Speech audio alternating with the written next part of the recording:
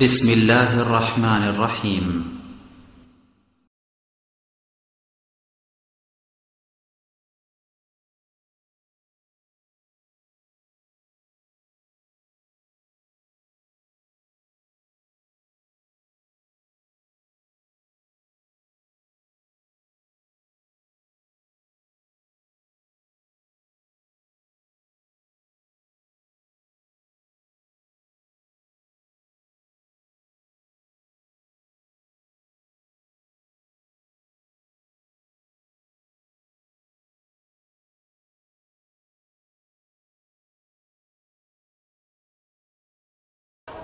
আরাবিস আন্দোলনের সাবেক ঢাকা জেলার সভাপতি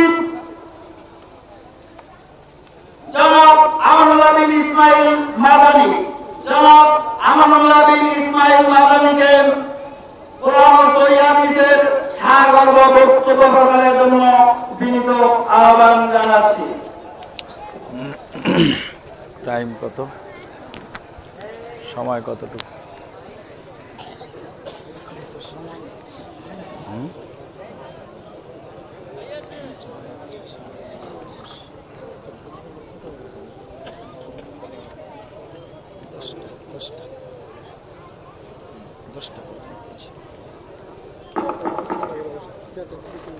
আসসালামু আলাইকুম ওয়া রাহমাতুল্লাহি ওয়া বারাকাতুহু।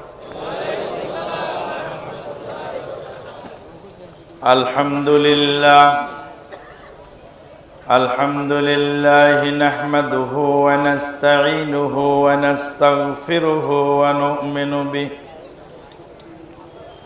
নু'মিনু বিহি ওয়া নাতাওয়াক্কালু আলাইহি ওয়া নাউযু বিল্লাহি মিন শুরুরি আনফুসিনা ওয়া মিন সাইয়্যাতি আ'মালিনা।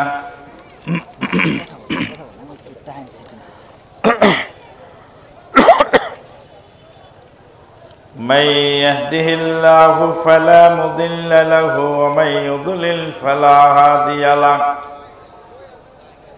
وأشهد أن لا إله إلا الله وحده لا شريك له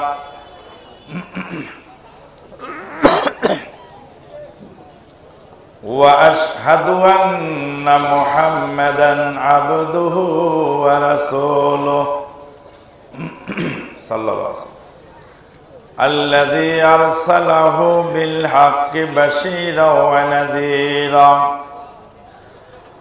وداعيا إلى الله بإذنه وسراجا منيرا. أما بعد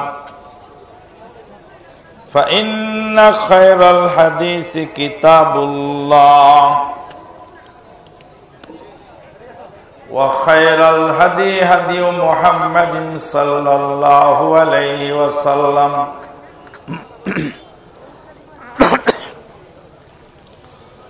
وشر الأمور محدثاتها وكل محدثة بدعة وكل بدعة ضلالة وكل ضلالة في النار.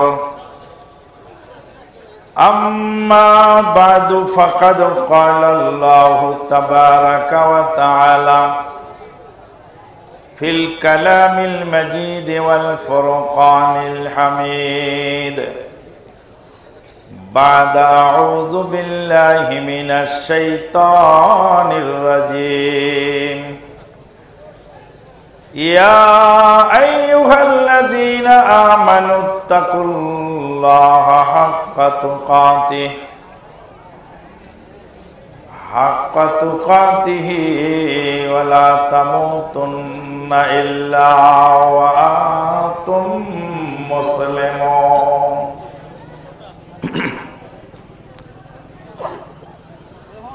يا أيها الناس اتقوا ربكم الذي خلقكم من نفس واحدة وخلق منها زوجها وبث منهما رجالا كثيرا ونساء واتقوا الله الذي تساءلون به والأرحام إن الله كان عليكم رقيبا يا أيها الذين آمنوا اتقوا الله وقولوا قولا سديدا يصلح لكم أعمالكم ويغفر لكم ذنوبكم ومن يطع الله ورسوله فقد فاز فوزا عظيما وقال تعالى وإذ فرقنا بكم البحر فأنجيناكم وأغرقنا آل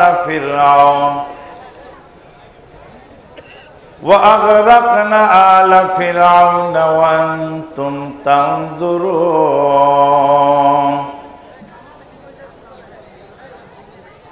وقال النبي الأمين صلى الله عليه وسلم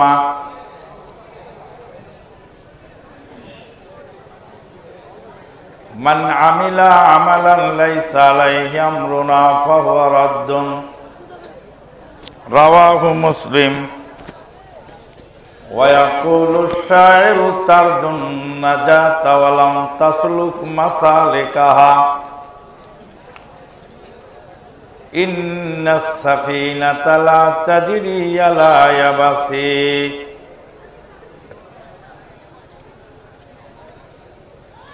আল্লাহ পাকের অশেষ মেহেরবানিতে গোবিন্দপুর কালনী এলাকার যুব সংঘের যুব সমাজের উদ্যোগে আয়োজিত ইসলামী সম্মেলনে যোগদান করার সুযোগ আমরা লাভ করেছি। যে আল্লাহ পাক আমাদেরকে এই মহতী অনুষ্ঠানে হাজির হওয়ার তৌফিক দান করলেন, তারই বারগাহে জানাই শুকরিয়া আলহামদুলিল্লাহ। নবী মুহাম্মদুর রাসূলুল্লাহ সাল্লাল্লাহু আলাইহি ওয়াসাল্লামের প্রতি জানাই অগণিত অসংখ্য দরুদ ও সালাম। আল্লাহুম্মা সাল্লি আলা মুহাম্মাদিন ওয়া আলা আলি মুহাম্মাদিন কামা সাল্লাইতা আলা ইব্রাহিম ওয়া আলা আলি ইব্রাহিম ইন্নাকা হামিদুম মাজিদ। আল্লাহুম্মা বারিক আলা মুহাম্মাদিন ওয়া আলা আলি মুহাম্মাদিন কামা বারাকতা আলা ইব্রাহিম ওয়া আলা আলি ইব্রাহিম ইন্নাকা হামিদুম মাজিদ।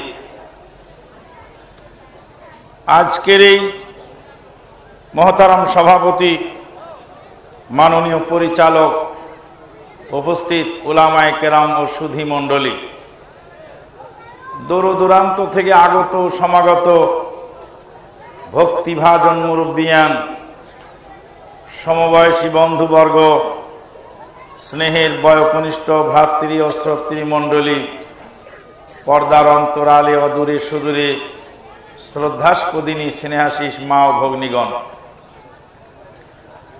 আজকের এই মাহফিল, আজকের এই অনুষ্ঠান, এটা একটি যুগান্তকারী ঐতিহাসিক অনুষ্ঠান। কারণ আজকের এই অনুষ্ঠানে বাংলাদেশের বরেণ্য উলামায়ে কেরাম এখানে হাজির হয়েছেন। বিশেষ করে শেখ আব্দুর রাজ্জাক বিন ইউসুফ, তরুণ উদীয়মান লব্ধপ্রতিষ্ঠ গবেষক শেখ মুজাফফর বিন মোহসেন, এনাদের মতো আলেমদেরকে এখানে একত্রিত করতে পারাটা এটা একটা বিরাট বিরল ঘটনা, ঠিক না বেঠিক? এই যে সুবর্ণ সুযোগ, এই সুযোগটা ইবলিস শয়তান আপনাদেরকে গ্রহণ করতে দিবে না। ওই জন্য ইবলিস শয়তান তার চল্লি পল্লি চেলা চামচা ডানে বামে পাঠিয়ে দিয়েছে। যারা ডানে বামে দাঁড়িয়ে আছে কথা বলছে এরা সবাই ইবলিসের চেলা। যারা শুনতে এসেছে এদের এই শোনাকে ব্যাহত করার জন্য, এই মাহফিলকে ক্ষতিগ্রস্ত করার জন্য তারা এসেছে।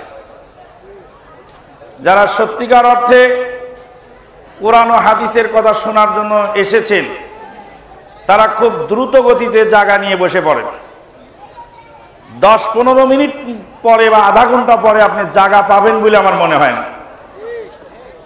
কাজেই যেইভাবে জনতার ঢল নেমেছে, তাওহীদের জোয়ার বইছে, গোটা বিশ্বে আলোড়ন সৃষ্টি হয়েছে, সেই আলোড়নে আলোড়িত আজকের এই যুব সমাজ আলহামদুলিল্লাহ এই মাহফিলকে ব্যাহত করবেন না। আপনারা প্রত্যেকেই ভলান্টিয়ার, নিজ দায়িত্বে নিজের ভলান্টারি নিজেই করুন। যারা কথা বলছেন একটা লোক যেন কথা না বলে, আর কোনো লোক যেন রোডে ঘাটে দাঁড়িয়ে থাকতে না পারে। ঠিক আছে তো? মেহেরবানি করে সবাই বসুন। ইবলিসের দলে নাম না দিয়ে মোমেনের খাতায় নাম লিখিন। আল্লাহ পাক আপনাকে আমাকে কবুল করুন, আল্লাহুম্মা আমিন। জুমার খুতবার মধ্যে আজকে বলছিলাম সেই সুদূর কানাডা প্রবাসী দিনী ভাই জনাব ফেরদাউসের কথা। ফেরদাউস কালকে রাতে আমাকে ফোন দিলেন, ফোন দিয়ে বললেন, মাদানী সাহেব, আপনার মাধ্যমে গোটা বিশ্ববাসীর কাছে আমি কানাডা প্রবাসী, দৃষ্টি প্রতিবন্ধী, আমি চোখে দেখতে পারি না, আমি চোখে দেখি না, আমি দৃষ্টি প্রতিবন্ধী, আমি গোটা বিশ্ববাসীর কাছে আমার দাওয়াতটা আমি পৌঁছিয়ে দিতে চাই। আমি অন্ধ চোখে যা দেখি, বাংলার লক্ষ জনতা চক্ষুষ্মান হওয়া সত্ত্বেও তা দেখে না। আমি পিস টিভি আর কোরআন ও সহিহ হাদিসের আলোচনা ছাড়া আমার চোখের সামনে আর কিছু ভাসে না। আমি চোখে দেখি না, আমার চর্মচক্ষু নাই, কিন্তু অন্তর্চক্ষু আল্লাহ খুলে দিয়েছেন আমাকে। আল্লাহু আকবার। কে বললেন কথাটা? কানাডা প্রবাসী জনাব ভাই ফেরদাউস গতকাল আমাকে মেসেজটা দিলেন। গিরিশ থেকে আরেক ভাই ফোন দিয়েছেন, নাম তার সোহাইল আহমদ। সেই গিরিশ প্রবাসী সোহাইল ভাই বলছেন, আমার বয়স 24 বছর, 12 বছর বয়সে বাংলাদেশ থেকে বেরিয়ে গেছি, আর বিগত 12 বছরে এক যুগ তামাম বিশ্বের অলিগলি, Iran, Turan, Japan, German, England, Holland, Poland, বিশ্বের বিভিন্ন প্রান্ত ঘুরে আমি আজকে গ্রিসের মাটিতে অবস্থান নিয়েছি। 24 বছরের সোহাইল আমি বলছি, 24 বছর বয়সে আমার বুদ্ধির খেই হারিয়ে ফেলেছি। আমার জীবনের মোড় পরিবর্তন করেছে পিস টিভি আর ইন্টারনেটের আপনাদের বক্তব্য। বলুন আলহামদুলিল্লাহ। মাসিকাত তাহরিক দাঁড়ে দাঁড়ে পৌঁছে গেছে, আহলে হাদিস আন্দোলনের আওয়াজ তামাম পৃথিবীতে পৌঁছে গেছে। লক্ষ লক্ষ কোটি কোটি যুবক আজকে তাওহীদি কাফেলায় যোগ দিয়েছে আলহামদুলিল্লাহ। এই গণজোয়ার কেউ ফিরাতে পারবে না। আল্লাহর নবী সেদিন ভবিষ্যৎবাণী বলেছিলেন, ইয়াদখুলুল ইসলামু ফি কুল্লি বাইতি মাদারিন ওয়া ওয়াবারিন বিইজ্জি আজিজিন আও যিল্লি জালিলিন। প্রত্যেক কাঁচা পাকা ঘরে ইসলামের আওয়াজ পৌঁছে যাবে।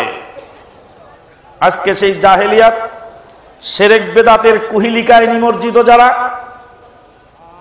বেদাত ও শিরকের রক্তপাশ যাদেরকে আঁকড়ে ধরেছে, তারা কিন্তু পালাবার পথ খুঁজে পাচ্ছে না, তাই পাগলের মতো প্রলাপ বকা শুরু করেছে।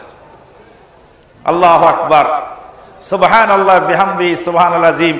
একজন যুবক ভাই আমাকে একটা বক্তৃতা নিয়ে এসে শোনালেন। বক্তৃতা দিয়েছেন এদেশের একজন নামজাদা আলেম, নামজাদা বক্তা। নামজাদা বক্তা বক্তৃতা দিচ্ছেন, বক্তৃতা দিয়ে বলছেন যে আপনারা টাকা পয়সা দিয়ে ওই পাবনার পাগলরে নিয়ে এসে কথা শোনেন। নাম বলছে, আমার নাম বলতে বলতে বেফাস বেসামাল ভাষা ব্যবহার করলো। এতই নাদানের নাদান, ও মনে করে যে পাবনার মানুষ পাগল। পাবনার মানুষ কি পাগল? পাবনাতে কি পাগল উৎপন্ন করা হয় না পাগল মেরামত করা হয়?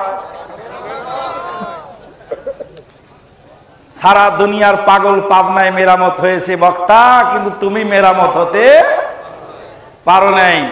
তুমি যতই আস্ফালন করো না কেন, কোরআন সুন্নাহর এই কাফেলার জিম্মাদার খোদ আল্লাহ পাক।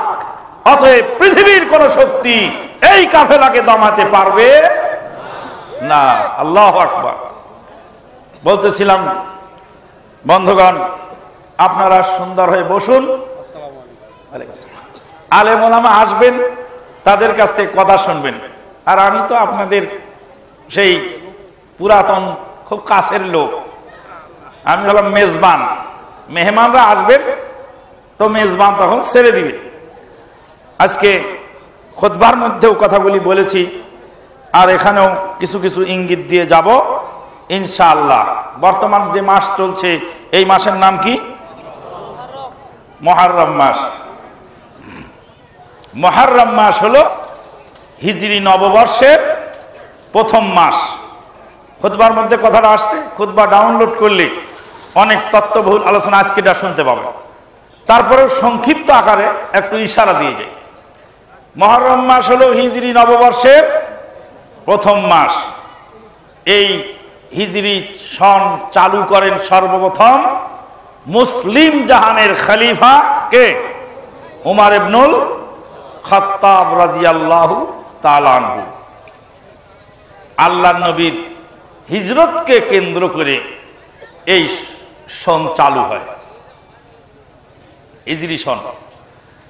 হিজরি সন আর ইংরেজি বৎসর আর বাংলা বৎসর, বাংলা এবং ইংরেজি আর হিজরি বৎসরের মধ্যে মৌলিক পার্থক্য কি তা কি জানেন?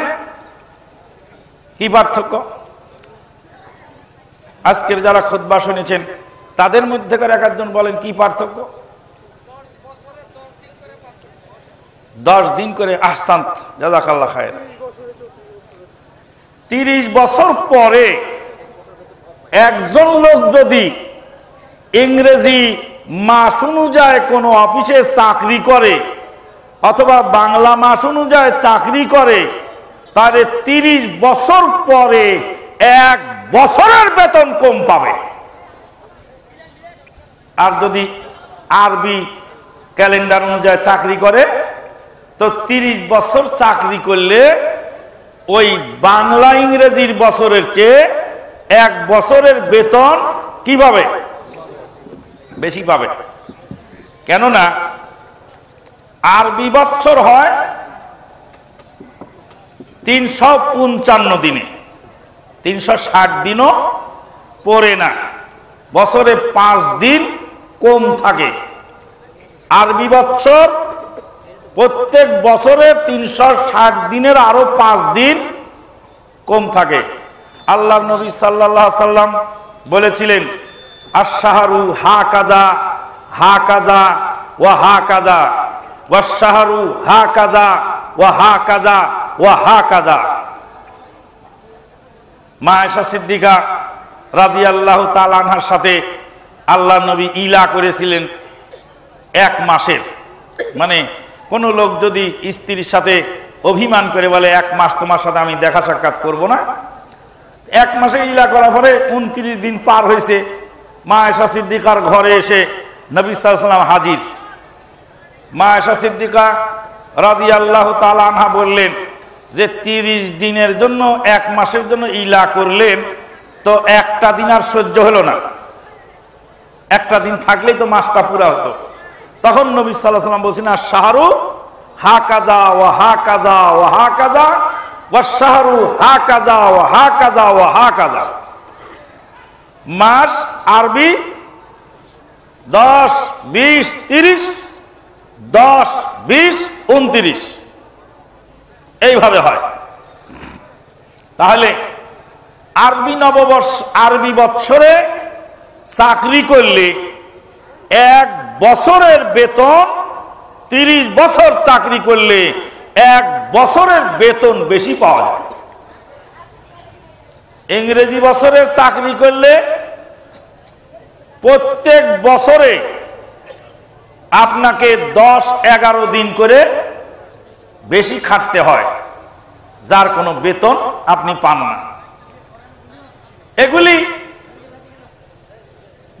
লেবারদেরকে, শ্রমিকদেরকে ঠকানোর জন্য আন্তর্জাতিক ষড়যন্ত্র। ইসলাম মানলে গরিব দুঃখী মানুষ, লেবারেরা সুবিধা পায়, আর ইহুদি নাসারার ক্যালেন্ডার মানলে মিল মালিকেরা, কোম্পানির মালিকেরা সুবিধা পায়, শ্রমিকরা বঞ্চিত হয়। ইসলাম মানুষকে কি দিয়েছে আপনি দেখেন না? আপনি খুঁজলেই পাবেন যে ইসলাম মানুষকে কত কিছু দিয়েছে। আল্লাহু আকবার। ইসলাম মানুষকে শান্তির ঠিকানা দিয়েছে দুনিয়া ও আখিরাতে।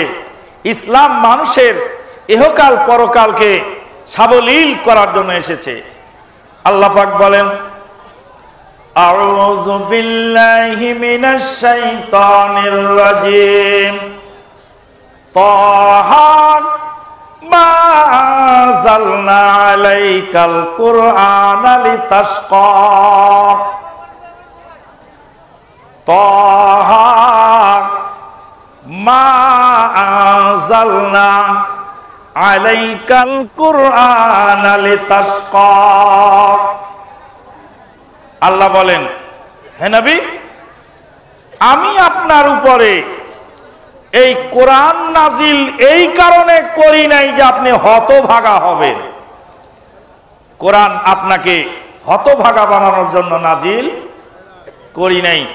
আজকে যারা কোরআন পড়ে তারা সমাজের মানুষের কাছে হতভাগা, তারা হতো লাঞ্ছিত, বঞ্চিত, অবহেলিত।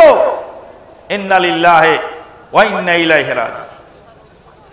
আল্লাহ পাক বলেন, ইয়া তাহা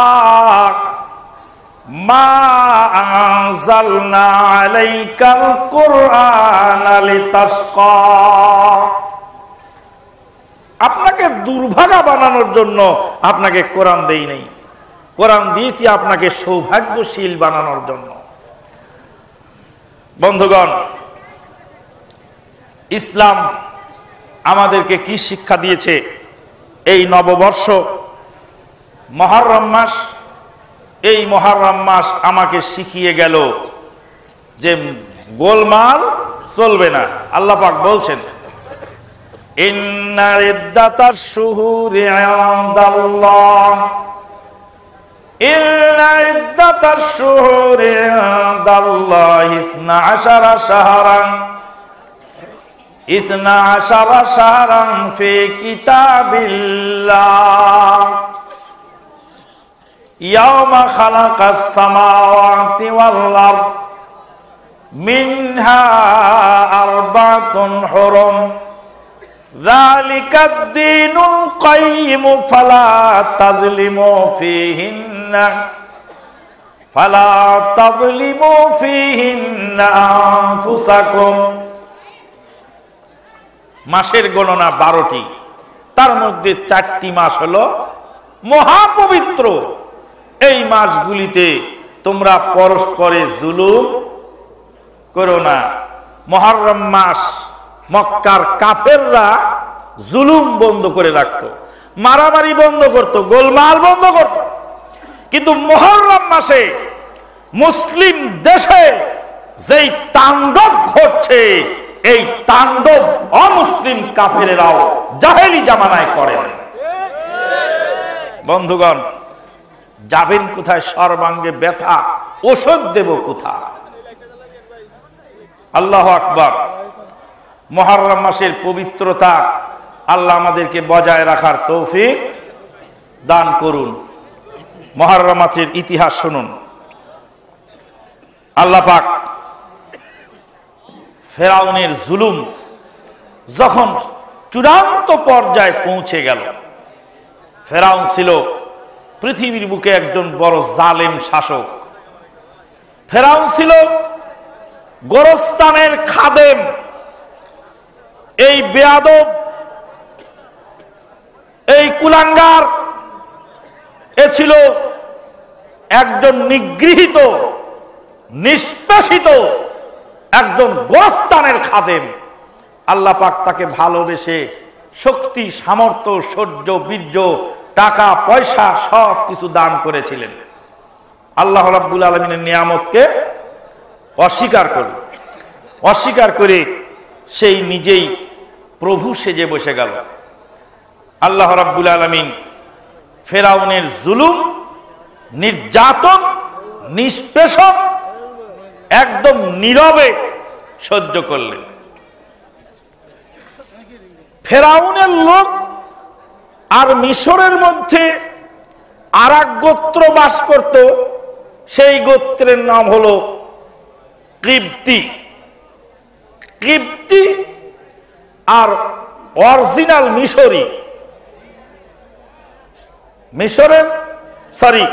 মিশরের মধ্যে বানি ইসরাইল আর কিবতি। বানি ইসরাইল হলো ইহুদি নাসারা। ইসরাইল হযরত ইয়াকুব আলাইহিস সালাতু ওয়াস সালামের নাম। ইসরা মানে বান্দা, আর ইল মানে আল্লাহ। আল্লাহকে ওদের ভাষায় ইল বলা হয়। ইসরাইল মানে আল্লাহর বান্দা।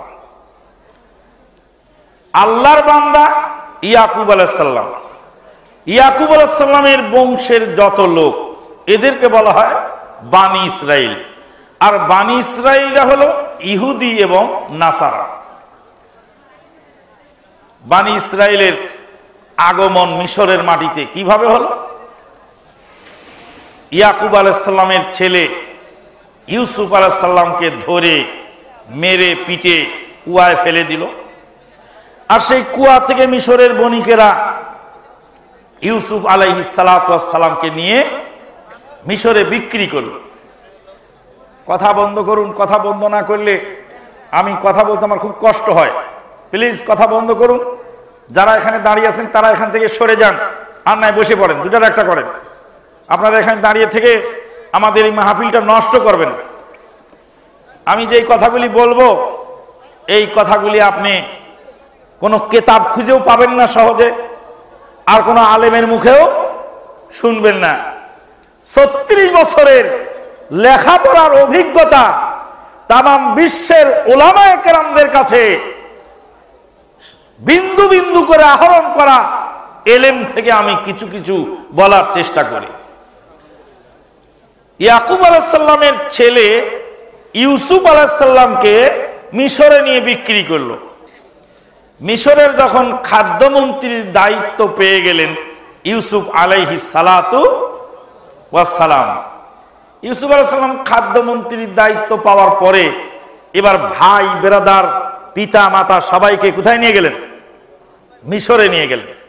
তো এই মিশরে ইয়াকুব আলাইহিস সালামের পরিবারের লোকেরা যে গেল, ইনারা হলেন রিফিউজি।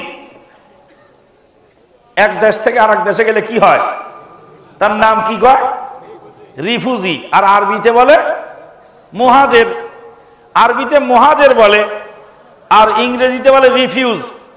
তে রিফিউজিরে বাংলায় সংক্ষিপ্ত রিফিউজি বলে, কিন্তু আসলে রিফিউজ বলে কোন জিনিস ইসলামী শরীয়তে নাই।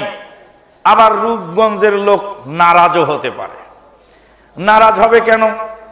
যে দূর দারাজ থেকে, মক্কা থেকে হিজরত করে যারা মদিনায় আসলেন, তারা কি মুহাজির। আর মদিনায় যারা ছিলেন তারা কে? আনসার। আল্লাহ পাক বলছেন, আউযু বিল্লাহি মিনাশ শাইতানির রাজিম ওয়াস-সাবিকুনাল আউয়ালুনা মিনাল মুহাজিরিনা ওয়াল আনসার ওয়াল্লাযীনা ইত্তাবাউহুম বিইহসান রাদিয়াল্লাহু আনহুম ওয়া রাদু আনহু ওয়াস-সাবিকুনাল আউওয়ালুনা মিনাল মুহাজিরিনা ওয়াল আনসার। মুহাজিররা কি মুসলমান না কাফের? কথা বলবেন, মুসলমান না কাফের? মুসলমান। আর আনসারেরাও মুসলমান। তা আনসার মুহাজির নাম হলো কেন? কালকে যে লালু মুফতি ফতোয়া দিবে আর বলবে আহলে হাদিস নাম বলা যায় না, মুসলমান বলে পরিচয় দাও। মুসলমানের নাম মুসলমান হবে, আহলে হাদিস কেন হবে? ওই যে লালু মুফতি আর ভুলু মুফতি যখন ফতোয়া দিবে তখন বলবেন যে মুসলমানের নাম মুসলমান হবে, আনসার মুহাজির হলো কেন? তাহলে বৈশিষ্ট্যগত নাম হতে পারে, এই আয়াত থেকেই প্রমাণ পাওয়া গেল। তাহলে আনসার মুহাজিররা আসলেন আর আনসারেরা বুক পেতে নিলেন, নিজের বাড়ির দুইটা থাকলে একটা দিয়ে দিলেন। রূপগঞ্জের মানুষ রাগ করবে না, আগেই বলছি। আমরা যদি বলি যে আমরা মুহাজির এসেছি গো বানভাসী দেশ থেকে, নর্থ বেঙ্গলে আমাদের থাকার জায়গা নেই, একটা প্লট দেন তো, দেবেন? আরে টাকা নিয়েই প্লট পাওয়া যায় না, আবার টাকা না দিয়ে দিবে নাকি? অথবা প্লট কিনতে গেলে কয় আমারটা একটু রেখে লিস ভাই। এই আনসার মুহাজিরদের ইতিহাস, আনসার মুহাজির, এই হিজরত, এই হিজরি সন আপনাকে আমাকে যে মহান ত্যাগের কথা শিক্ষা দেয়, সেই ত্যাগ আজকে বাস্তবের সমাজে যখন বাস্তবায়ন করবেন তখন তো তার একটা ফল পাবেন। আল্লাহ পাক বলছেন ওয়াস-সাবিকুনাল আউওয়ালুনা মিনাল মুহাজিরিনা ওয়াল আনসার। বনি ইসরাঈলেরা মিশরের মাটিতে যখন চলে গেল, ইয়াকুব আলাইহিস সালামের বংশধর আর ফেরাউনের বংশধর, ফেরাউনের বংশধরেরা হলো অরিজিনাল মিশরি, তারা হলো অরিজিনাল কিবতি, আর বনি ইসরাঈলরা হলো বনি ইসরাঈল। বনি ইসরাঈলেরা আদবে কায়দায়, সভ্যতায়, ভদ্রতায়, শিক্ষায়, দীক্ষায়, মানবতায়, জ্ঞানে গুণে, এলেমে কালামে সব দিকে অগ্রসর হয়। অরিজিনাল ফেরাউনের বংশধরদের মধ্যে তা পাওয়া যায় না। বনি ইসরাঈল আর ওই মিশরীরা সব সময় দ্বন্দ্ব হতো। একদিন এক দ্বন্দ্ব হলো, ওই যে ফেরাউনের লোক, ফেরাউনের লোক যদি হয় সরকারি দলের লোক হয় তার পাওয়ারই থাকে আলাদা, আর পুলিশের শালা যদি হয় তো তার মুখে পাও ধরান দেয় না। কোন পুলিশের শালা থাকলে আল্লাহর রাস্তায় মাফ করবেন, আপনাকে বলিনি, আপনি তো এগুলি করেন না, ওই জন্য আপনাকে বলি, যে করে তাকে বলছি। কাজে আপনার রাখার কিছু নাই এখানে। বলবেন যে আমি ভালো মানুষ, আমাকে কয় কেন? আপনাকে তো কইনি। এরকম পুলিশের শালা আছে কিনা যে পুলিশের শালা ওর মুখে পাও ধরান যায় না? আল্লাহু আকবার। এই মিশরীরা বনি ইসরাঈলদেরকে নির্যাতন করে। এবার খড়ি কেড়ে নিল। মুসা আলাইহিস সালাতু ওয়াস সালাম মারলেন এক ঘুষি। এক ঘুষি মারার সঙ্গে সঙ্গে ওই কিপ্তি লোকটা মারা গেল। কিপ্তি হলো অরিজিনাল মিশরি, আর মুসা আলাইহিস সালাতু ওয়াস সালাম ইয়াকুব আলাইহিস সালামের বংশের লোক, তিনি হলেন মুহাজির, তিনি হলেন রিফিউজি গ্রুপের লোক, হিজরতকারীদের অন্তর্ভুক্ত। আরে বেটা, আমাদের দেশে এসে থাকো আর আমাদের লোককে মারো, এ সারা লোকটা খুবই খারাপ, এই জন্য নর্থ বেঙ্গলে থাকতে পারেনি, দেখে রূপগঞ্জে এসে ধর ওকে মার আগে। হয় না এরকম কথা? এই লোক নিজের দেশে থাকতে পারেনি দেখে ও বাড়ি ভেঙে এখানে চলে আসছে। আল্লাহু আকবার। শুরু হয়ে গেল দ্বন্দ্ব। এই দ্বন্দ্ব আবহমান কাল চলল। আল্লাহ পাক বলেন ওয়ালান তারযা আনকাল ইয়াহুদু ওয়ালান নাসারা হাত্তা তাত্তাবিআ মিল্লাতাহুম। ইহুদি নাসারারা কোনদিন তোমাদের উপরে সন্তুষ্ট হবে না যতদিন পর্যন্ত ইহুদি নাসারাদের তরিকা তোমরা মেনে না নাও।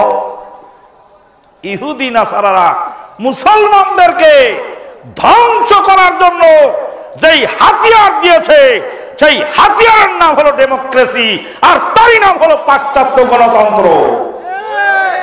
পাশ্চাত্য গণতন্ত্র এমন ভয়ানক জিনিস যে বিবি তার স্বামীর বুকে ফ্লাইং কিক মারবে, কিছু করার নাই। আমার ভোট আমি দেব, যাকে খুশি তাকে দেব। স্বামী কেন আমাকে বলবে, বাপ কেন আমাকে বলবে, ভাই কেন আমাকে বলবে? এটা হলো এই ডেমোক্রেসি। সেই ডেমোক্রেসি, পাশ্চাত্য ডেমোক্রেসি, এটা হলো ইহুদি নাসারাদের বিষ বৃক্ষের বিষ ফল। গোটা মুসলিম বিশ্বে তথাকথিত এই গণতন্ত্রের নামে মুসলিম জাতিকে নির্মূল করে দেওয়ার একটা নীল নকশা আঁকানো হয়ে গেছে। মুসলমান মুসলমানকে মারবে, কিসের নামে মারবে? গণতন্ত্রের নামে মারবে, ভোটের নামে মারবে, মিছিলের নামে মারবে, হরতালের নামে মারবে, বিচারের নামে মারবে, বিভিন্ন নাম দিয়ে মুসলমানকে ধ্বংস করার যেই ষড়যন্ত্র, সেটা হলো এই ডেমোক্রেসি। ঢাকা ইউনিভার্সিটির প্রফেসর ইতিহাস পড়ায়, সেই প্রফেসর সাহেব বলছেন মহানবী মুহাম্মদুর রাসূলুল্লাহ সাল্লাল্লাহু আলাইহি সাল্লাম ডাকাতি করার জন্য রাস্তায় বেরিয়েছিলেন। ঢাকা ইউনিভার্সিটির ইসলামের ইতিহাসের প্রফেসর, সে বলছে আল্লাহর নবী ডাকাতি করার জন্য রাস্তায় বের হয়েছিলেন, এই জন্য বদরের যুদ্ধ সংগঠিত হয়েছিল। যার কাছ থেকে এলেম নিবে সেই হলো নাদান। এক বুড়ি আর এক বুড়িরে কয় নানি শাশুড়ি। এক নাদান গেছে আর এক নাদানের কাছে পড়তে, সেই নাদান ইসলামের ইতিহাস জানে না, অথচ সে হলো ঢাকা ইউনিভার্সিটির প্রফেসর। বন্ধুগণ, আমার কথাটা বুঝতে হলে একটু ব্রেনটাকে সাফ করে নিতে হবে আমি কি বলতে চাচ্ছি।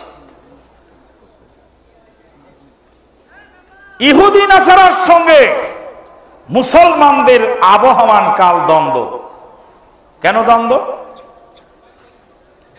ফেরাউনের সাথে ওই কিপ্তির দ্বন্দ্ব ছিল, বানি ইসরায়েলের দ্বন্দ্ব ছিল। আর বানি ইসরায়েলের সাথে মুসলমানদের দ্বন্দ্বের কারণ, মুসলমানদের দ্বন্দ্বের কারণ হলো শেষ নবী কেন বানি ইসমাইল থেকে এলো, শেষ নবী বানি ইসমাইল থেকে আসার কারণেই দ্বন্দ্ব। আল্লাহর নবী সাল্লাল্লাহু আলাইহি সাল্লামের একজন স্ত্রী ছিলেন, তিনি ছিলেন জনৈক ইহুদি সরদারের মেয়ে।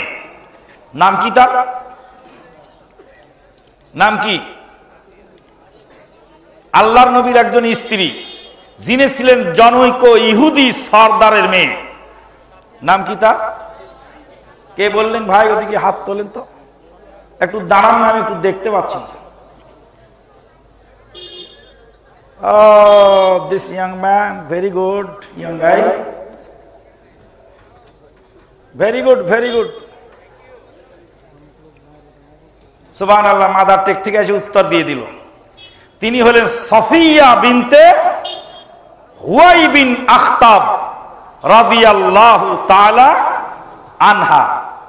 মা সাফিয়া বলছেন, মা সাফিয়া আল্লাহর নবীর স্ত্রী, তিনি হলেন হুয়াই বিন আখতাবের স্ত্রী, মেয়ে।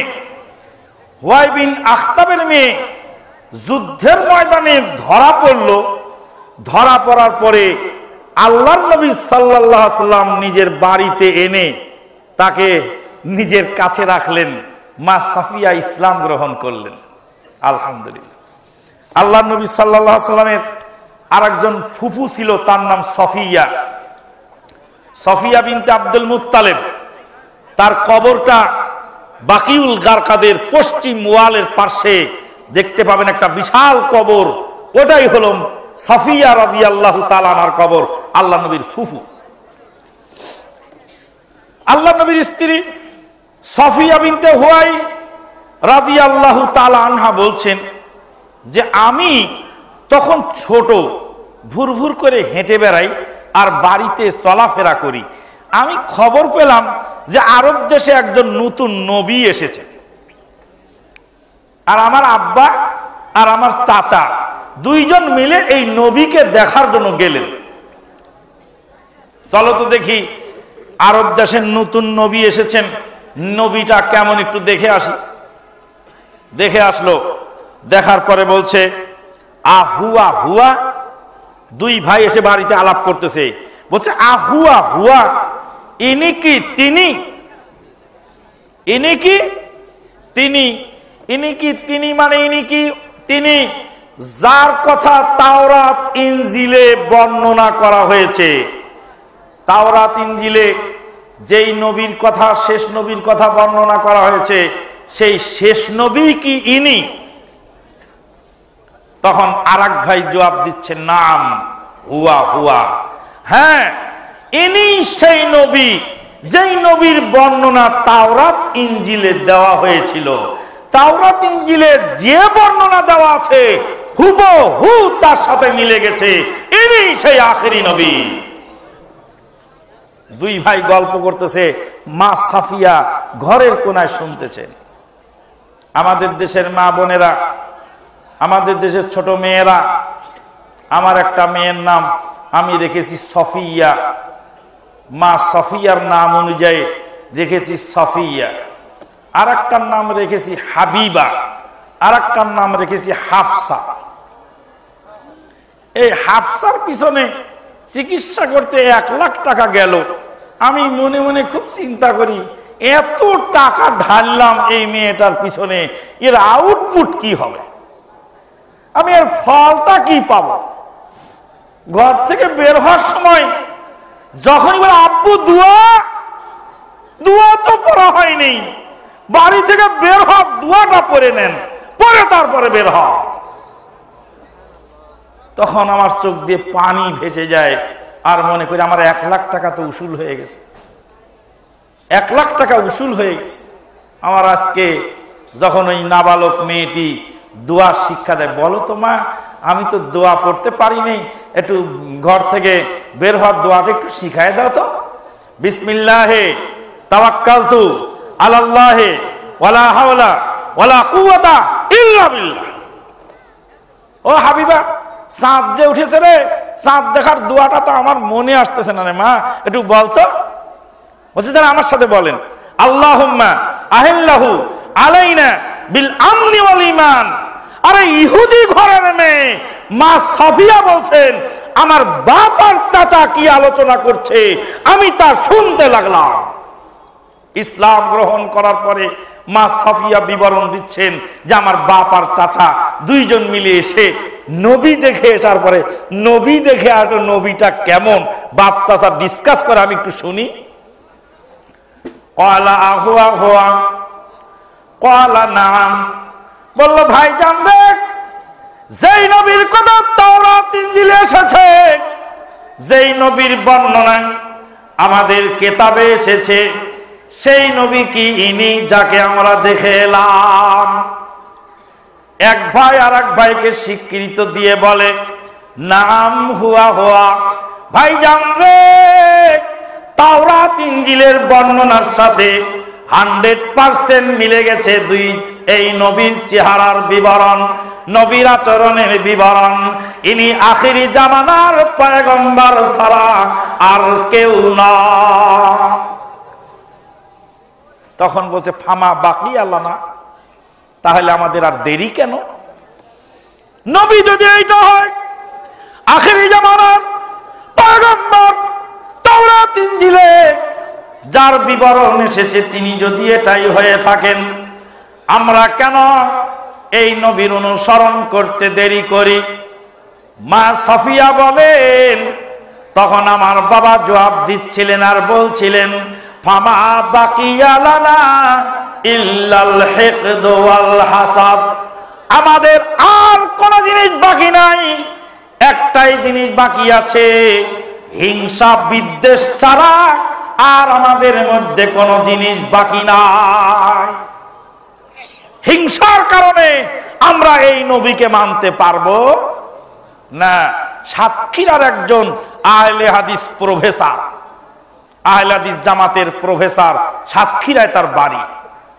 আমি আবার আমার মুখ কাটা, আমি নিজের বিপক্ষে যদি হয়, বাপের বিপক্ষে যদি হয়, চাচার বিপক্ষে যদি হয়, তবু আমি কথা বলতে দ্বিধাবোধ করি না। সাতক্ষীরার আহলে হাদিস প্রফেসর সাহেব হাত তুলে সম্মিলিত মুনাজাতের বিপক্ষে সারা জীবন ফতোয়া দিল। শেষ জীবনে এসে সাতক্ষীরার সেই প্রফেসর সাহেব মুনাজাতের ঠিকাদারি নিয়েছেন। তাকে লোকেরা গিয়ে জিজ্ঞেস করছে যে আপনি যে জীবনের শুরুতে মুনাজাতের বিপক্ষে ফতোয়া দিতেন, আর জীবনের শেষে এসে এই সম্মিলিত বেদাতি মুনাজাতের পক্ষে কেন ফতোয়া দেন এখন? তখন সেই প্রফেসর সাহেব, মাননীয় প্রফেসর সাহেব, স্বনামধন্য প্রফেসর সাহেব জবাব দিচ্ছেন। সাতক্ষীরার মানুষ আবার রাগ করবেন না, আপনাদের সাতক্ষীরার কথা তুলে ধরেছি। সাতক্ষীরার প্রফেসর তখন জবাব দিচ্ছেন, বলছেন যে আমি মুনাজাতের বিপক্ষে ফতোয়া দিতাম কথা ঠিক, যেদিন থেকে জানতে পারলাম ডক্টর আসাদুল্লাহ গালেব মুনাজাতের বিপক্ষে ফতোয়া দেয়, সেদিন থেকে বুঝলাম তার বিরোধিতা করা আমার দরকার। হুয়াই বিন আখতাবের ফতোয়ার সাথে এবার মিলছে কিনা দেখেন। আজকে আহলে হাদিস ঘরের সন্তান আমানুল্লাহ মাদানির সাথে বিরোধিতা করা দরকার, তাই ঠ্যাংয়ের পর ঠ্যাং ফেলো যায়। আব্দুর রাজ্জাক বিন ইউসুফের সাথে বিরোধিতা করার দরকার, যাই ঠ্যাংয়ের পর ঠ্যাং ফেলো ওখানে যায়। বছরের পর বছর, যুগের পর যুগ যেই মাটি যেই জায়গা পড়ে থাকলো, সেই জায়গাতে কেউ চাষাবাদ করতে এলো না। যেদিনে ডক্টর সাকাওয়াত হেঁটে গেল ওই মাটির উপর দিয়ে, সেদিনই শুরু হয়ে গেল বিরোধিতা। যেদিন আব্দুর রাজ্জাক বিন ইউসুফ এসে ওখানে তাওহীদের পতাকা উত্তোলন করার চেষ্টা করলেন, সেদিন থেকে শুরু হলো বিরোধিতা। কেন বিরোধিতা করেন? এতদিন মাটি পড়েছিল, সে মাটিতে কাজ করেননি কেন? কেন এত শত্রুতা আর কেন এত বিদ্বেষ? ইহুদি নাসারার বিদ্বেষকেও আমরা কি করেছি? ছেড়ে গেছি। জবান তো বন্ধ করতে পারবেন না, জবান বলতেই থাকবে। এক বিন্দু রক্ত থাকতে জবান বলতে থাকবে। হিংসা বিদ্বেষের পথ পরিহার করতে হবে।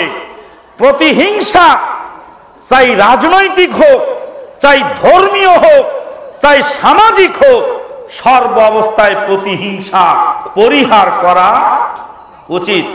আজকে দেশের মধ্যে যে সহিংসতা চলছে, এগুলি সব অধিকাংশই প্রতিহিংসা পরায়ণতার কারণে। কথা কি ঠিক বললাম না ভুল বললাম? আল্লাহ পাক বলেন, ওয়ালা ইয়াজরিমান্নাকুম শানাআনু কওমিন আলা আল্লা তা'দিলু ই'দিলু হুয়া আকরাবু লিত্তাকওয়া ওয়ালা ইয়াজরিমান্নাকুম শানাআনু কওমিন আলা আল্লা তা'দিলু ই'দিলু হুয়া আকরাবু লিত্তাকওয়া। কারোর সাথে যদি তোমার বিরোধ থাকে, তাহলে ইনসাফপূর্ণ কথা বলতে দ্বিধাবোধ করো না। তোমার শত্রুও যদি, তোমার বিপক্ষের লোক যদি, তোমার বিরোধী দলের লোক যদি, তোমার অপোজিশন পার্টির লোক যদি হক কথা বলে, তবে হকের স্বীকৃতিটা দিয়ে দিও।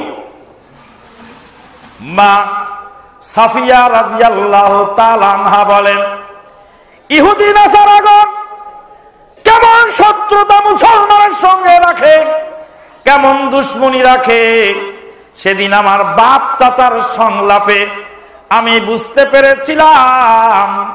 আমার বাপ চাচা দুইজন মিলে ডিসাইড করলেন, ইনি হলেন শেষ নবী, আখিরি নবী মুহাম্মাদুর রাসূলুল্লাহ সাল্লাল্লাহু আলাইহি ওয়াসাল্লাম। সেই নবীকে পাওয়ার পরে হিংসা বিদ্বেষের কারণে আর শত্রুতার কারণে সেই অবস্থায় সেখানে আর চলা সম্ভব হয় নাই, আর বলা সম্ভব হয় নাই। হিংসা বিদ্বেষ মানুষকে অধপতনের অতল তলে নিয়ে যায়। আল্লাহর নবী বলেন, ইন্নাল হাসাদা ইয়াকুলুল হাসানাতু কামা তাকুলুন নারুল হাতাব। আল্লাহর নবী বলেন, উম্মত রে, হিংসা পরিহার করে চলো। হিংসা এমন একটি ব্যাধি, হিংসা এমন একটি ভয়ানক জিনিস। আগুন যেমন কাঠের খড়িকে খেয়ে ছাই বানায় ফেলে, আগুন যেমন মূল্যবান কাঠ খেয়ে ফেলে, আগুন যেমন লক্ষ কোটি টাকা দামের আসবাবপত্রকে পুরো ছাই করে দেয়, হিংসার আগুন তোমার নেক কাজগুলিকে ওইভাবে ধ্বংস করে দেয়। হিংসা পরিহার করো, খবরদার হিংসা করো না। হিংসা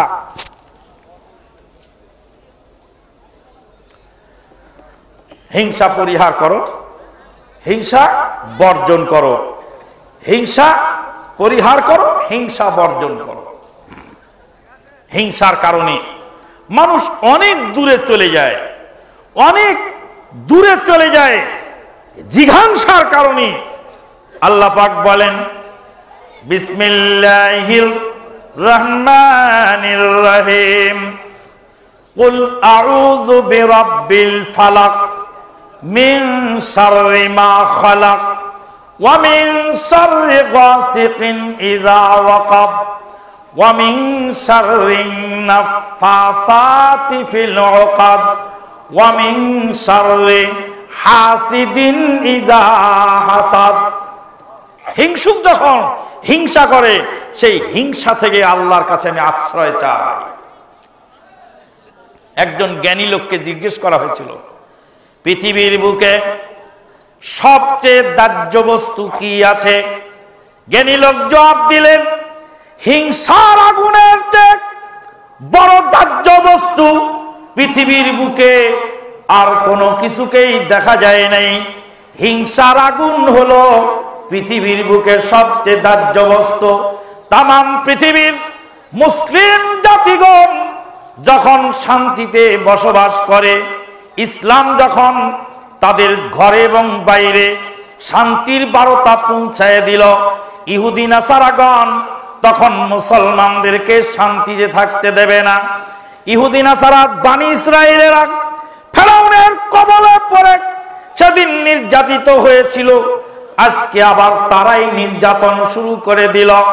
আল্লাহ রাব্বুল আলামিন সেদিনের সেই নির্যাতনের ইতিহাস তুলে ধরে বলেন, আউযু বিল্লাহি মিনাশ শাইতানির রাজিম, ওয়া ইয ফারাকনা বিকুমুল বাহরা ফানজাইনাকুম ওয়া আগরাকনা আলা ফিরআউন ওয়া আনতুম তানজুরুন।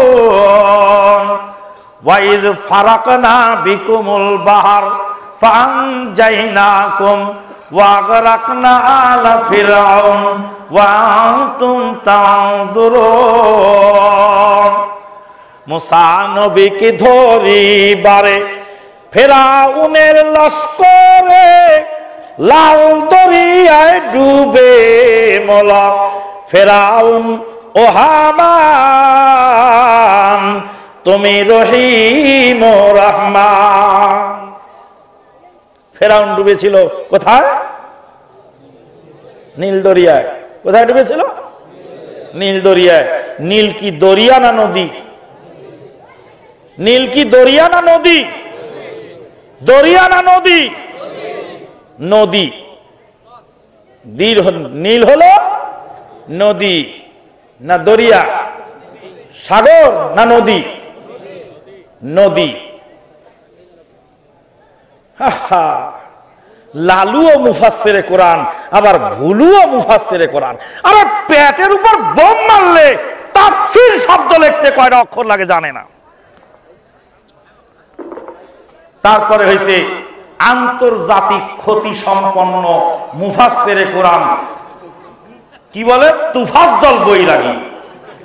যেদিন থেকে তুফাজ্জল তাফসীরে কোরআন মুফাসসিরে কোরআন হলো, সেদিন থেকে আমি বলছি বাংলার তাফসীরের হাড়িতে আর ওয়াজের হাড়িতে কুত্তায় মুখ দিছে। কুত্তায় মুখ দিলে যেমন খানাটা পুরাটা নষ্ট হয়, আজকে ওয়াজ মাহফিলের জাত মান গেছে যেদিন থেকে তুফাজ্জলের মতো একজন নাদান জাহেল মূর্খ গন্ড শিরক বেদাতের ঠিকাদার যেদিন থেকে আন্তর্জাতিক ক্ষতি সম্পন্ন মুফাসসিরের নাম দিয়েছে, সেদিন বাংলার তাফসিরের হাঁড়িতে আর ওয়াজের হাঁড়িতে কুত্তায় মুখ দিছে। বুঝলে, তাফসির করতেছে নীল নদীতে মুসা নবী ডুবলেন, ফেরাউন ডুবলেন, মুসা নবী পার হয়ে গেল। আল্লাহর কোরআনের আয়াতটা পড়েননি আপনি? বাহার মানে কি নদী না সাগর? বাহার মানে কি নদী না সাগর? বাহার মানে কি নদী না সাগর? আর নদীর আরবি কি? নাহার। আল্লাহু আকবার।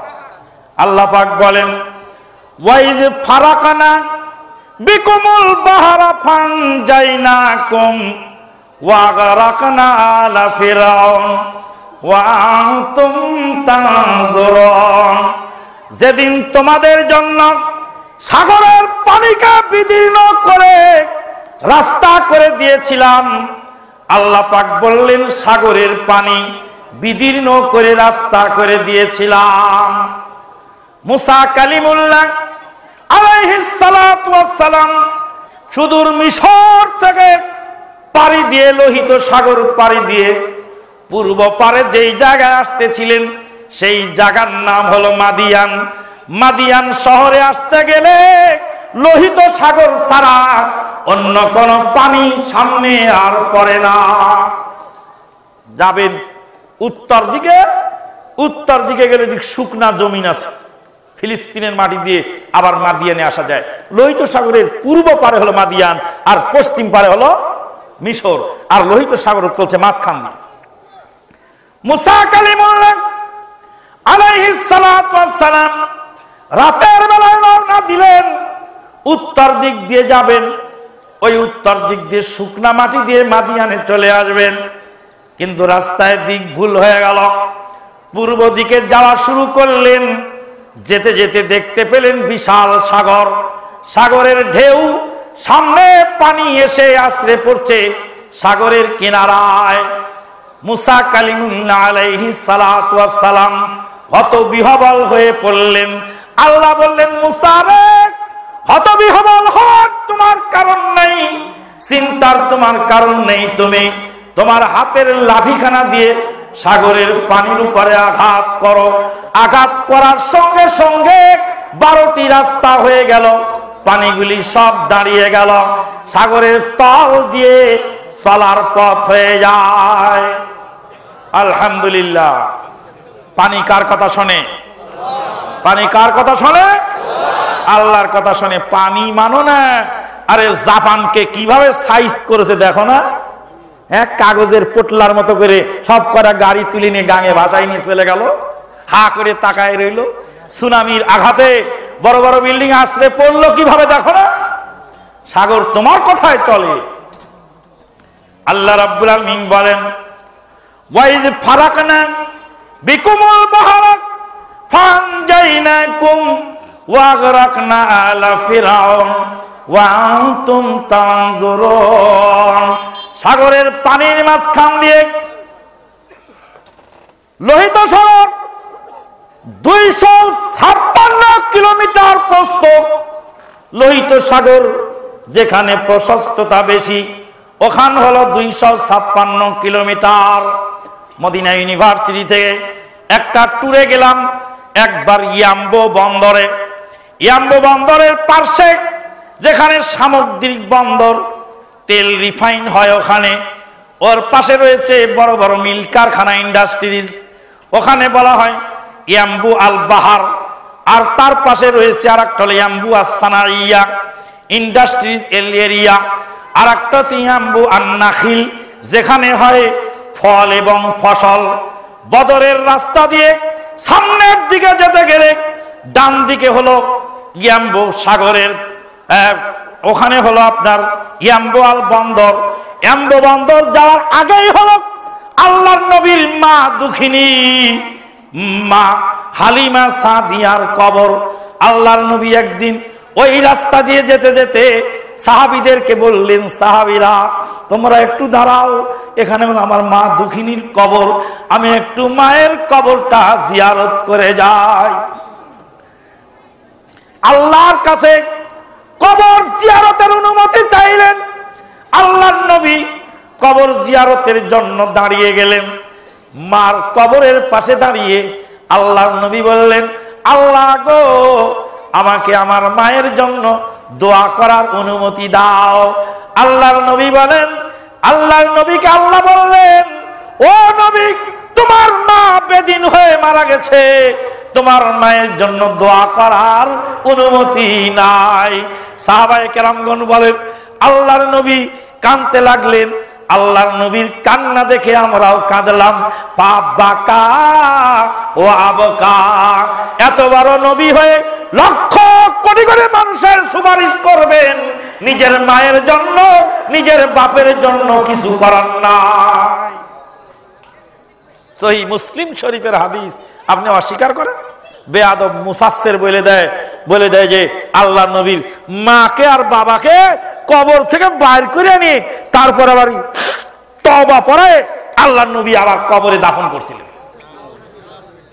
আচ্ছা, আল্লাহর নবীর মাকে আর বাবাকে যদি নবী কবর থেকে বাইর করে নিয়ে কালেমা পড়ায় যদি আবার বিদায় দেয়, তো নবীর মা আর নবীর বাপ তো নাজাত পেল, তো অন্য কাফের যারা মারা গেছিল তারা অপরাধ করলো কি?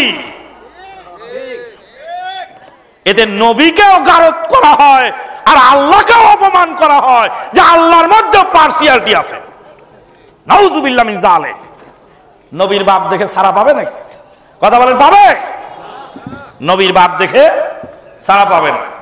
ওয়াইজ ফারাকনা বিকুমুল বাহর ফানজাইনাকুম ওয়াগরাকনা আলা ফিরআউন ওয়া আনতুম তানজুরুন। যখন তোমাদের জন্য সাগরের পানি বিদীর্ণ হয়ে গেল, বলছিলাম ইয়াম্বুক সাগরের পাড়ে মদিনা ইউনিভার্সিটির একটি ট্যুরে গেলাম। ওখানে সাগরের মধ্যে সাঁতার কাটার জন্য, গোসল করার জন্য নেমে গেলাম।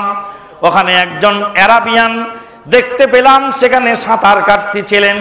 আরাবিয়ানকে জিজ্ঞেস করলাম, চাচা গো, ফেরাউন কোথায় ডুবেছিল আর মুসা কালিমুল্লাহ আলাইহিস সালাতু ওয়াস সালাম কোথায় পার হয়েছিলেন?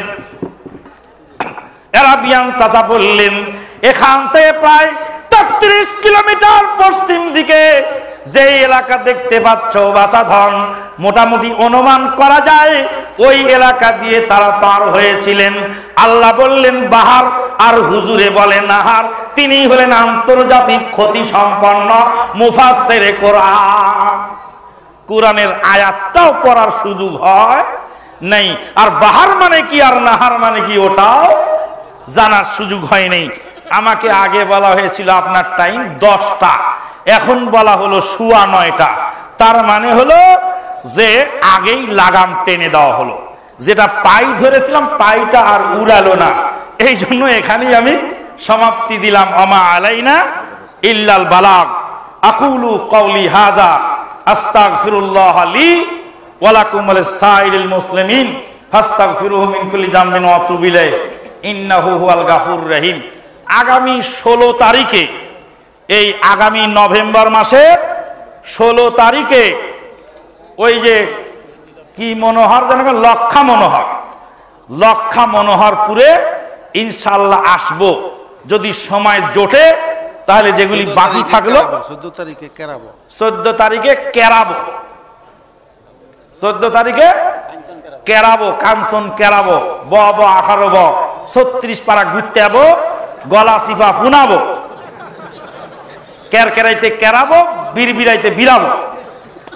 কেরকেরাইতে কেরাবো যাবেন ইনশাআল্লাহ 14 তারিখে পাবেন, আর 16 তারিখে পাবেন এখানে ইনশাআল্লাহুল মুস্তাআন। আমি তো আগেই বলেছি যে আমি হলাম খাদিমদার, আমি হলাম এখানকার মেজবান, হোস্ট, নট এ গেস্ট। আমি আপনাদের গেস্ট না, আমি হোস্ট। যার ফলে গেস্ট এসে গেছে, আমি এখন ছেড়ে দিতে বাধ্য। ফিতরার টাকা ও কুরবানির চামড়ার টাকা কারা পাবে? ফিতরার টাকা, কুরবানির চামড়ার টাকা মূলত ফকির মিসকিনের হক, মূলত ফকির মিসকিনের হক সাদকার অন্য খাতে, ওই 8 খাতের মধ্যে অন্য খাতেও ব্যয় করা যা যেতে পারে, কিন্তু ফকির মিসকিনের হক বেশি। স্বর্ণরূপা কি পরিমাণ হলে তার জাকাত দিতে হবে? স্বর্ণ 7.5 ভরি, 7.5 তোলা, 84 গ্রাম সামথিং, 84 গ্রাম সামথিং হলে জাকাত ফরজ হয় স্বর্ণের।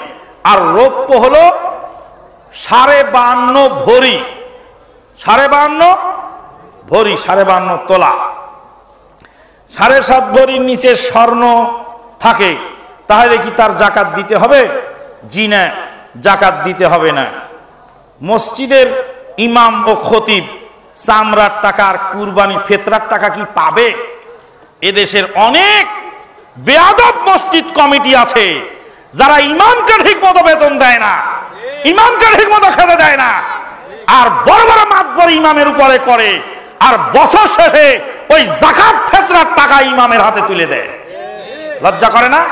শরম করেন? ইমাম যদি গরিব হয় যাকাত ফিতরা থেকে এমনি পাবে। ইমামতির উপযুক্ত বেতন দিতে কমিটি বাধ্য। যদি উপযুক্ত বেতন দিতে মনে না চায়, তাহলে আল্লাহর কাছে দরখাস্ত দেন, আল্লাহ তোমার জিবরাইল ফেরেশতারে আমার মসজিদের ইমাম বানিয়ে দাও, তাহলে বেতন লাগবে না, খেতেও দিতে হবে না, থাকার জায়গাও দেওয়া লাগবে না। আর যদি মানুষকে ইমাম বানাতে হয়, বেতনও দেওয়া লাগবে, খেতেও দিতে হবে, থাকার জায়গাও দিতে হবে, উপযুক্ত বেতন দিতে হবে। উপযুক্ত, যারা উপযুক্ত বেতন যদি দিতে না পারেন, কমিটির পোস্ট থেকে ছেড়ে যান, ছেড়ে দিয়ে রিজাইন দেন। থাকেন কোন লজ্জায়? ইমামের বেতন দিতে পারেন না তো? এমন কমিটি আছে যে এই কমিটির লোককে মানুষ বিশ্বাসও করে না, টাকা দিতে চায় না, কারণ জানে যে ইমামের নামে টাকা তুলে টাকা অর্ধেক মসজিদ ফান্ডে লাগায়, আর ফিতরার টাকা ইমামকে দেয় খাওয়ার জন্য। ইমামকে কেন ফিতরার টাকা দিবেন? ইমাম গরিব হলে এমনি পাবে। লালু আর ভুলু, লালু এমপি আর ভুলু মন্ত্রী ইমামের বেতন ধার্য করেন নেই। লালু এমপি আর ভুলু মন্ত্রী ইমামের বেতন ধার্য করেন নাই। ইমামের বেতন নির্ধারণ করেছেন মুসলিম জাহানের খলিফা ওমর ইবনুল খাত্তাব রাদিয়াল্লাহু তাআলা আনহু। গীবত করা কি পরিমাণ পাপ! গীবত করা মহা পাপ, আবার গীবত করা সুন্নত। কোন জায়গায় সুন্নত আর কোন জায়গায় মহাপাপ বুঝে নিয়ে করেন। চট করে গীবতের হাদিস আমাকে দিবেন আর দিয়ে বলবেন আপনি গীবত করলেন কেন? জি না, আল্লাহর নবী নিজে আমাদেরকে শিখিয়েছেন যেই সমস্ত জনকল্যাণমূলক কাজ আছে, যেই সব জায়গায় গীবত করা বৈধ, সেগুলি ইমাম নববী রাহমাতুল্লাহ আলাইহি তার ওই যে কি বলে ওটাকে, রিয়াদুস সালেহিনের শুরুতে সুন্দর করে বিস্তারিত ব্যাখ্যা তুলে ধরেছেন। সেগুলি আলেম ওলামার কাছে জেনে নেবেন, নতুবা রিয়াদুস সালেহিন পড়ে নেবেন। ওয়া মা আলাইনা ইল্লাল বালাগ। আকুলু কওলি হাযা আস্তাগফিরুল্লাহ লি ওয়া লাকুম ওয়া লিসাইরিল মুসলিমিন ফাস্তাগফিরুহু মিন কুল্লি যামবিন ওয়া তুবু ইলাইহি ইন্নাহু হুয়াল গাফুরুর রহিম। আপনারা কি এই মাহফিলে এসে সন্তুষ্ট? কে কে সন্তুষ্ট হাত তোলেন। জাযাকাল্লাহ খায়ের, আল্লাহ কবুল করো। আচ্ছা, বিনা পয়সায় সাদকা করবেন কে কে? যারা বিনা পয়সায় সাদকা করবেন হাত তোলেন। আলহামদুলিল্লাহ। সবাই দাঁড়ান একটু মেহরবানি করে। লিল্লাহি তাআলা দাঁড়ান, দাঁড়ান, কেউ বসে থাকবেন না, দাঁড়ান। লিল্লাহি তাআলা। সকল বিধান বাতিল করো, সকল বিধান বাতিল করো, মুক্তির একই পথ। সবাই এক হাত আগায় আসেন, এক হাত, এক হাত আগায়, এই এক হাত জায়গা সাদকা করেন, এক হাত জায়গা সাদকা করে বসেন সবাই। জাযাকুমুল্লাহ খায়রান ওয়া বারাকাল্লাহু ফীকুম। মানুষ অ্যাডজাস্ট কিভাবে করতে ওটা মাদানির জানা আছে। আপনারা এবার শোনেন শায়েখ মুজাফফর বিন মুহসিন সাহেবের আলোচনা। আসসালামু আলাইকুম ওয়া রাহমাতুল্লাহি। রাগ করলেন? উত্তর আসতে হলো যে, উত্তরটা একটু ভালো করে দিতে হবে।